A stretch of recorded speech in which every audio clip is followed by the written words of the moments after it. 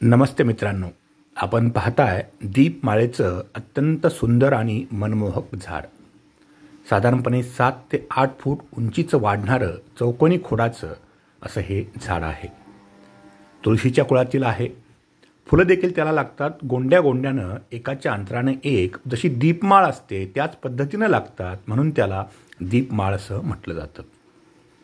बाळंतपणानंतर चरबी वाढण्याचं, पोट सुटण्याचं, पोट थुलथुलीत होण्याचं कारणं फार वाढतात. त्याला खूप गोष्टी आहेत, कारणीभूत भरपूर गोष्टी आहेत, पण त्याच्यामध्ये अत्यंत गुणकारी असणारी ही औषधी आहे.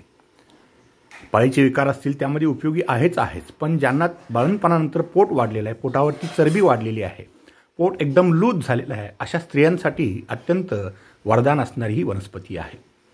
याचा वापर अत्यंत सोपा आहे. याचं पंचांग घ्यायचं आहे, थोडीशी हळद, पंचांग आणि हळद याचा फांट बनवायचा आहे.